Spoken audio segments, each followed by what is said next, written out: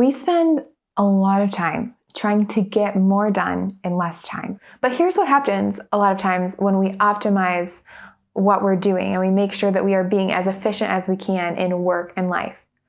Other things just come in to fill those gaps. So we end up on this treadmill of activity where we never seem to make progress and we're always running at top speed. One way to slow that treadmill down a little bit and help you get back into living a life that you love is to pause for a moment and think about why you actually want to save more time and what you would do with your time if you had a little bit extra. If your answer is that you would do more things because, something's been weighing on you or because you want to advance in your career or whatever, that's great. This video is probably not for you because the things that I'm about to talk about are not going to mesh with where you are wanting to go at this point in your life. But for me, a life worth living is one that is very grounded in the present moment, that is full of memories and connections with others. And it's also one where I am emotionally and physically healthy. So with that in mind, let's talk about some of the things that it might be worth trying to make extra time for. Now, on this channel, you're not going to find me talking about a lot of tips and tricks to cut a few minutes here or a few hours there. I think those things are awesome, but there are a lot of people out there who will tell you about those things. My mission with this channel is not to be another productivity guru who is just trying to help you cut there and slash there and just increase your efficiency to fever pitch. I want to help you improve your quality of life. And I think that a lot of us, especially if we keep ourselves busy and we're always going, lose those muscles for knowing how we would actually spend our time if we weren't just doing a bunch of activity things and busy work. So in this video, I want to kind of take a step back, help you slow that treadmill down just a little bit to imagine what life might be like if you used your spare time in some different ways instead of just adding more activities or things to do to your schedule. So if you're ready, let's talk about a few things that may be worth finding / making time for. The first is taking care of yourself. Now, you may already have this one in the bag, but I know for a lot of us, exercise, thoughtfulness toward ourselves, staying in touch with ourselves through creative expression or journaling, or just allowing ourselves time to think and breathe, those things tend to get pushed to the back burner pretty much first thing once our schedule starts to get a little packed. So that's one thing. Second, inspiration and wonder. Now for everybody, this is a little bit different, but chances are you have a certain thing or a certain place that always inspires you and fills you with wonder.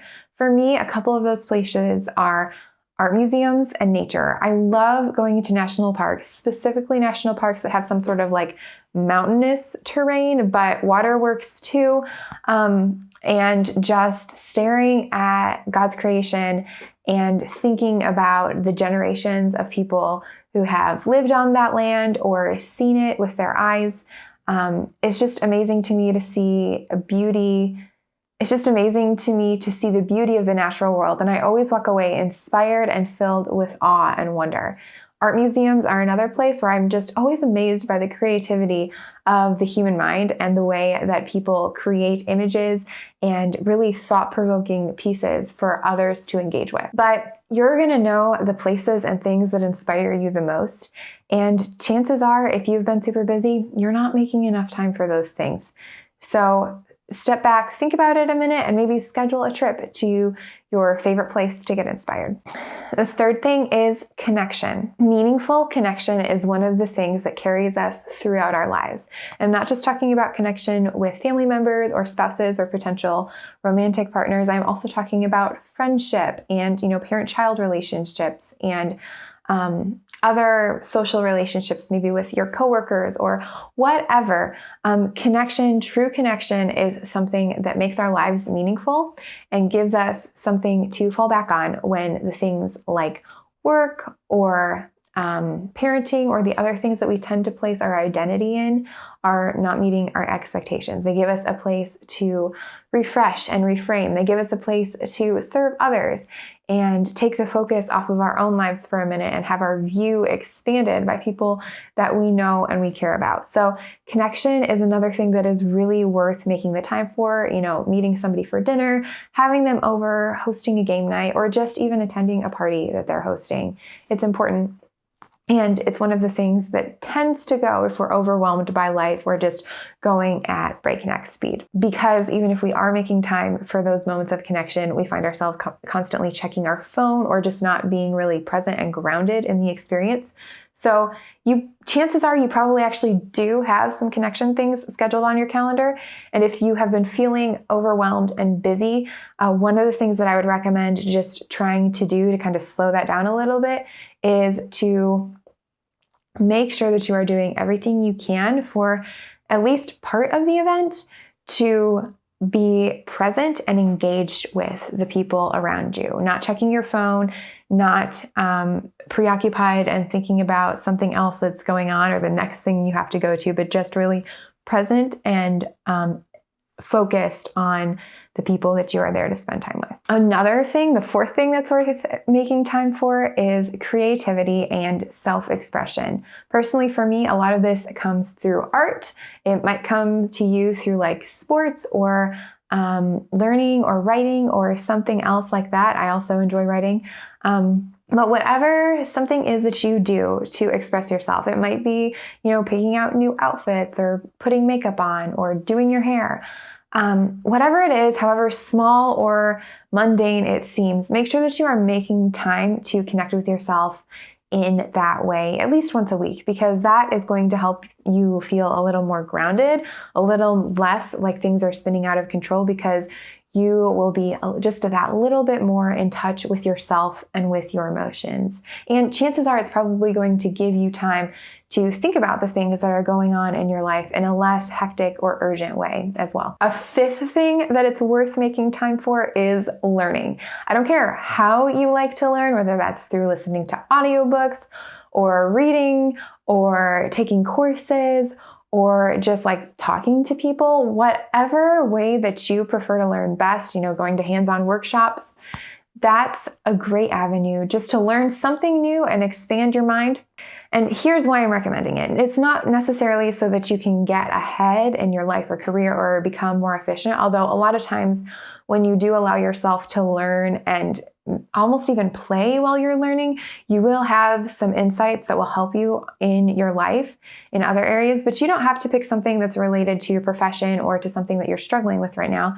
You can just pick something you're interested in and that you want to learn about, because that's a way to introduce inspiration and wonder into your life as well. It's a way to connect with others. It's a good conversation starter with people that you already know, and it's a great way to meet other people often. And it's also a way to nurture yourself, because when you are learning, that usually means that you feel like you're growing. You can feel forward momentum, and that's really, really healthy. So pick something that you would like to learn and just go ahead and give it a try. And the last one I have on my list is thinking. Now, this one is not for the faint of heart. Just sitting somewhere and thinking by yourself, maybe with a pen and paper in hand, maybe with nothing, or maybe even with your phone to do a voice memo. This is not easy, especially when you first start. I recently quit my job to go into full-time freelancing. I'm also starting this YouTube channel at the same time. So I have a lot going on and a lot of things to process from my last job. And I started reading this book by Juliet Fine, and I will link to it in the description, so no worries about that. But it's called A Minute to Think. And in it, she talks about the importance of having time in your schedule and in your day to really think through your process, your priorities, and especially when you are trying to do something important. It's good to make sure that you schedule in that time to really think about it and be intentional about how you are moving forward with it. I think this is something a lot of us miss. We think that if we are thinking, then we are losing out on time that we could be working toward some sort of goal. And while that is a really, really easy thing to do and a really easy assumption to make because it's all around us. We don't want to be caught. We don't want people to think that we're lazy if we're just sitting there idle. But if you can force yourself to slow down, even just for a few minutes, and really think about something that's kind of tying you in knots, you're going to feel more in control of the situation. You're going to feel calmer. And if you're able to give yourself enough time to think, you may come up with a solution that didn't occur to you exactly at first. So as I've been experimenting with that, and I'll be reporting more on that in some other videos, that has been super helpful and just really, really great for both my sanity and also the forward progress of both of my businesses that I'm running right now. So that's my list of things that you can think about making time for in order to slow that treadmill down instead of just trying to add more and more and more and more things. If you are used to having a really tightly packed schedule or to just going all the time, it can be really hard to practice any of the things that I just mentioned on that list. And so we're going to dive into more how to practice those things in some other videos on this channel. But for now, I just want you to think about this question. What am I trying to make more time for? Go ahead and put your answer in the comments, and I will see you in the next video.